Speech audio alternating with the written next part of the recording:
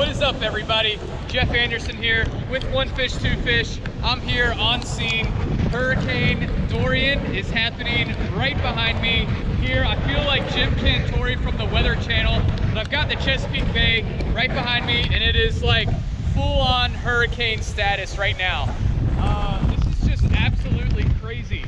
So anyways, you guys, I want to do a tutorial video on how hurricanes impact saltwater fishing. This crazy ocean and bay, I've got like 8-foot waves behind me. This is insane. All right, it's getting pretty gnarly out here, you guys. I'm gonna go inside and let's talk about how hurricanes impact saltwater fishing.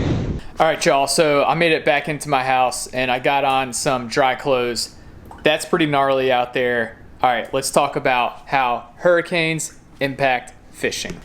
All right, y'all, so I hope that y'all could even hear me in that intro, but yes, it is absolutely gnarly out there on the Chesapeake Bay. All right, y'all, so let's just get right to it. So for inshore saltwater fishing, which is what we do primarily on this channel, and for all of y'all who are interested in saltwater fishing, so if you fish in saltwater, you're gonna have weather. You're gonna have inclement weather. And where we fish the mid-Atlantic to Florida, across to the Gulf of Mexico, hurricanes are something that's a common occurrence every year. And it's important to know, you know, how it affects the fishing. It does have some negative effects for the fishing. So fish are controlled and they're motivated by 3 main things: eating, spawning, and comfort. So for this video, we're gonna focus mainly on comfort. And when we're talking about comfort, we're not talking about fish in this nice couch or in their favorite recliner or anything. So for comfort, we're talking about salinity,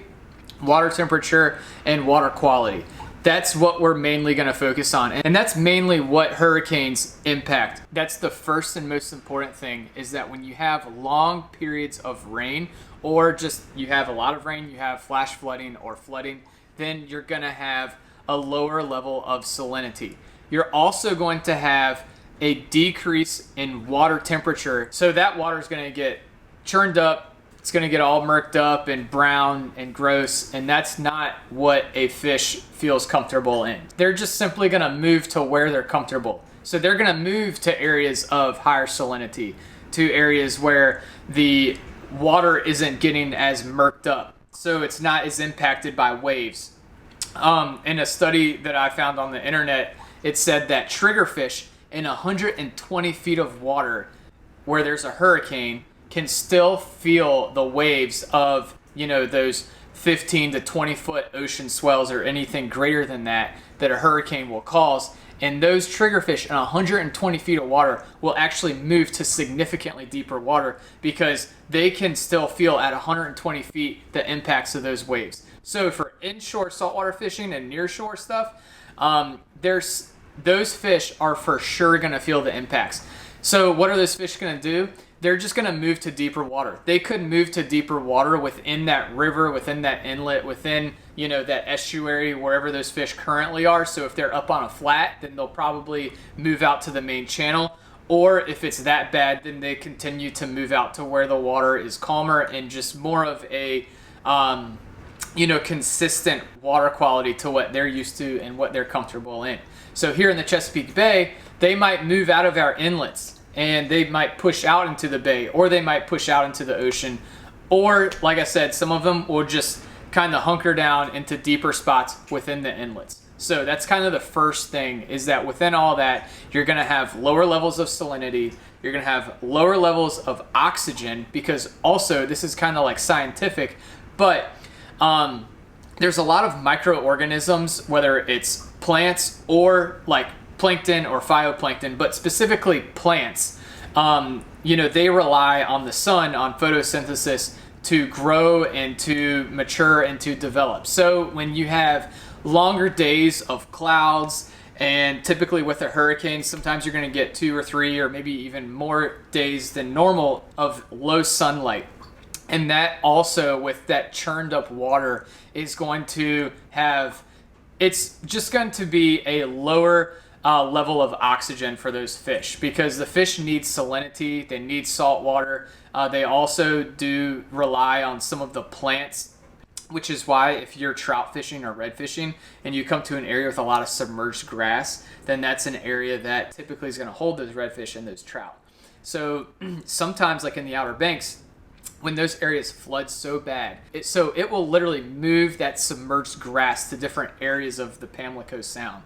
So that's just kind of like a local, analogy that will help you guys to understand that typically doesn't happen. That's just, a rare occurrence, but that just also helps to make my point that these fish are going to move to wherever they're comfortable. Another thing that will help y'all out is recently in the past 2 years, we had a hurricane in the Outer Banks in North Carolina, and those trout, they were stacked in the inlet. They were stacked all in the flats and everything, and a lot of them actually pushed out and just staged right out in the ocean. So a few days after that hurricane, there was this awesome bite that happened right on the beach. And so it's not all necessarily bad things that come out of a hurricane, but there are some good things. So some of the good things, let's talk about that, is typically you're going to get like a north wind. Just the way that hurricanes move, they move counterclockwise. So because they move counterclockwise, as they're moving through, it's blowing a hard north wind. So right now in the Chesapeake Bay, we just have this really just like this crazy nor'easter because the hurricane is off the ocean and it's just blowing in this north wind. So what that's going to do is that's actually going to turn on like a early fall bite. So what a north wind does is it will kick the fish into their like early migration, early fall pattern. And so that's why the fall is some of the best fishing of the year, is because these fish are feeding because they're on the move. They're either on the move migrating south, or they're staging to migrate south, or they're just feeding to get ready for the winter time. Also, I never want to encourage or recommend anybody to do anything that's unsafe, but right before a hurricane, there's something about it that the fish can sense between the barometric pressure and also as a hurricane is moving up the coast, it does affect, things within the water that the fish can sense that we cannot. So the fish do know that a massive system is approaching, and they're just going to be feeding like crazy. So, down in the Outer Banks, before a hurricane comes, there's always this insane trout and redfish bite on the flats. That's like, either a day or two right before a hurricane. So, right before a hurricane also tends to be some amazing fishing. So it's not all bad things. Again, it will turn on, some of that kind of early migration, some of that early like fall bite, if you will. So look for trout fishing to improve, red fishing to improve. So once those water levels kind of normalize, then those fish are going to come back right there within a day or two. And then just look for that. And those fish, because they've been migrating to that water that's more comfortable and then migrating back, what are they going to be doing? They're going to be feeding. So they're going to be hungry. Sometimes it could take a few days, it could take a week for those fish to kind of normalize back. They're going to be focused on, with a hurricane, is the water quality. You're going to get a lot of pollution. You're going to get a lot of the river runoff and just, all the little creeks and estuaries and everything. So the water gets really brown, it gets really muddy, and the fish tend to not like that, obviously, because there's a lot of fresh water in there. It also creates like an upwelling of sorts. So the water on the surface part of the water column is, just more susceptible to changes. But the water on the bottom part has a higher salinity because it's, the rain isn't impacting it, and it's more consistent water temperature. If you can imagine just like a brown, just disgusting, gross looking flood, that water doesn't have like higher salinity up top and lower salinity on the bottom, or vice versa. It just is one, kind of surge of water moving out of there. So that's just kind of a little bit of an exaggerated example of what happens in the inlets. So that's why the fish within an inlet, it's not like all the fish are going to shove out into the ocean, and it's not like all the fish are just going to go out into the Gulf Stream and where the water's really deep. Not at all. Typically, for any normal hurricane, the fish are just going to move to deeper water, into water that's a little bit more, consistent. So to help you guys catch more fish and to help you guys understand this better, after a hurricane, I would try, areas that's next to a flat where those fish have been. If there's like a drop off and there's a channel, then I might try fishing a combination. I would first start deeper because those fish still might be deeper where that water is more normalized. Or, I would also try up on that flat, because again, what happens with a hurricane and any of this severe inclement weather is it causes changes in, it just causes changes. And so with changes in a fishery, you get fish that move. And when fish move, they gotta eat. They need energy. And when things are moving, that means that there's a hot bite. So when things are moving, that means that the fish are eating. That means the fish are active. After a hurricane happens, I'm gonna target areas that are, adjacent to a shallow flat. If there's like a drop off, so let's say like the shallow flat that I normally fish is like 3 to 4 feet deep, or even more shallow than that, like 2 feet. But there's like a channel, like a boat channel that's adjacent to that flat that's 5, 6, 7, 8, 10, 15 feet deep. Then that's where I might try fishing near that, adjacent to that flat on that drop off is probably an area that I would target. Or if you have like a deeper channel that's right next to a grass line, then I would also try that area too. You also want to use your eyes just to look at the water. If there's like, an area in the back of your local creek or inlet and that water has just river runoff or creek runoff water and it looks brown, it looks gross, there's probably not going to be a lot of fish there. But then if you move to the front of the inlet closer to the ocean and that water is a little bit clearer, you can tell it's more salty because it's, not that nasty brown runoff water, then that's an area that I would target after a hurricane is that. Another thing that happens too, for the fish that aren't as impacted by lower levels of salinity, let's use this example of an inlet that has the front of the inlet, opens up into the ocean. In the back of the inlet, has creeks that run into it that might have some of that, rain runoff water. Some of that rain runoff water will actually create some shad and some bait fish and just some fish that are just going to get swept through, and they're just, and that's just going to funnel a lot of bait fish that are going to come out into that inlet.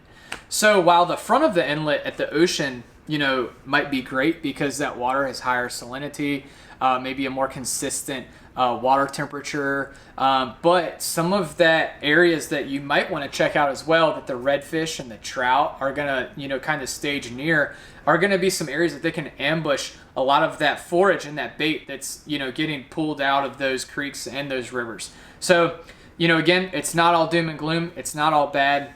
Hopefully that helps you guys with hurricanes and how that it impacts fish and how that y'all can actually use hurricanes to catch more fish. So in short, before a hurricane, the fish can sense it.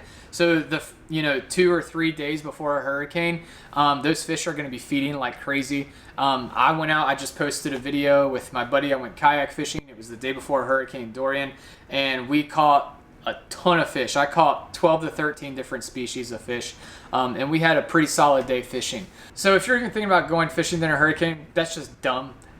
So before a hurricane, fish as much as you can safely up until that you got to move, or just get off the water.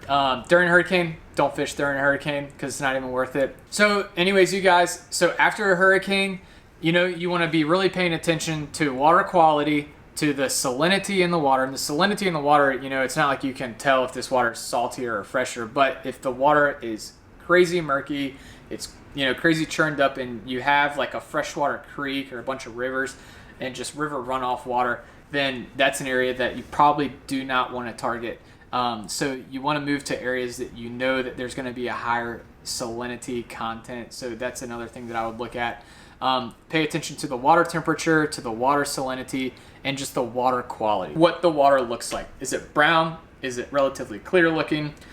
And then also pay attention to what the bait are doing. Sometimes, again, because after a hurricane, it's going to move stuff around. It's going to move where the bait's been. It's going to move where the predator fish have been. So it's not all bad. You know, it can actually turn on a great bite. And so you guys, hopefully that helps y'all out, gives y'all a little bit more insight into how hurricanes impact fishing. So if y'all found this video helpful, then please give this video a like and subscribe to this YouTube channel if y'all haven't already. And hopefully that helps you guys understand how hurricanes impact fishing a little better. All right, y'all. Peace out.